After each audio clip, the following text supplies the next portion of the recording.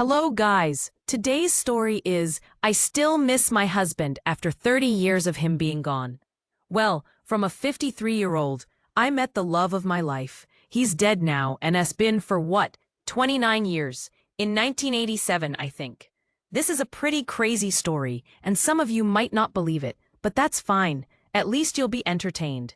I was 15 and I guess some people are gonna go crazy about this. He was 18. I always went to this convenience store after school, and I'm a very short person, 4 feet 10, and I wanted something from the top shelf, so I asked this guy there to get it down for me. Crazy man barely knew any English, and I had to point to it and all, and I thought he was quite cute, skinny and all, but he was really good looking, and I guess I had a crush on him from then. We hung out when I came to the store by his old car and just talked. It was really funny for me back then how he said words, not to be mean. He was Mexican and had dropped out of school when he was around my age back then and knew zero English. I'm still wondering how we even talked. And addicted to everything, nicotine, heroin, opiates, you name it. And he lived with drug dealers at that time. But boy was he smart. Like numbers and fixing stuff and all. If he hadn't dropped out, he could have probably done really well as an engineer or mathematician. What got us stuck together was that I got pregnant back then. Back in those days, I didn't really think of safety or ahead and was a stupid teenager. Then I dropped out of school, begged him to take me somewhere else and basically just cried till he agreed. He wanted me to have the baby, raise it with my parents, help finish school, go to college, marry a good guy. But he did take me, because I guess he didn't eat to see me cry. Nowadays you can't do this, but back then, we got a court date and married right when we got to San Francisco. We were earlier in Sausalito. He found some job and we rented this old house. It wasn't small, but very old. We had the baby. He was always there for me during the pregnancy.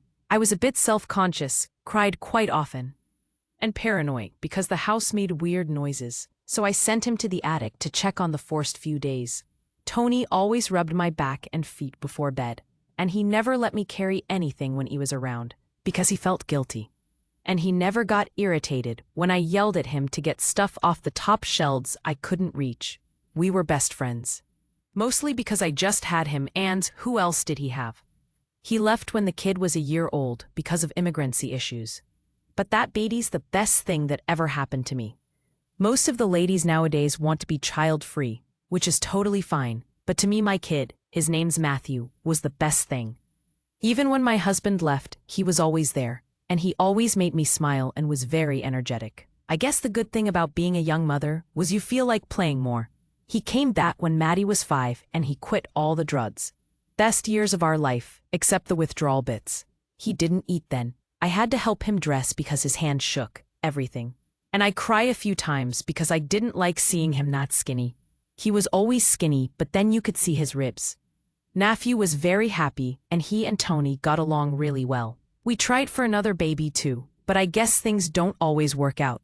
And after all that, had relapsed secretly, and had been taking drugs behind my back, and left out of guilt. And I don't like to say this, but I think he felt suicidal at the time too. If I'd have known, I'd have gotten him to stay, but had just left. And it was just me and Maddie. Maddie was just 7 then.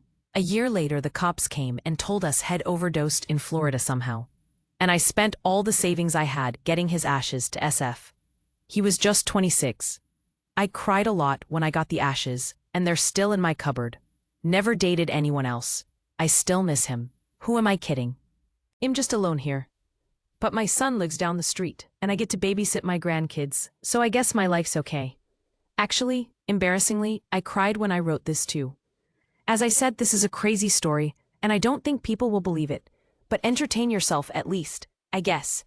Thank you for following our story today. If you want to see more, please like and subscribe.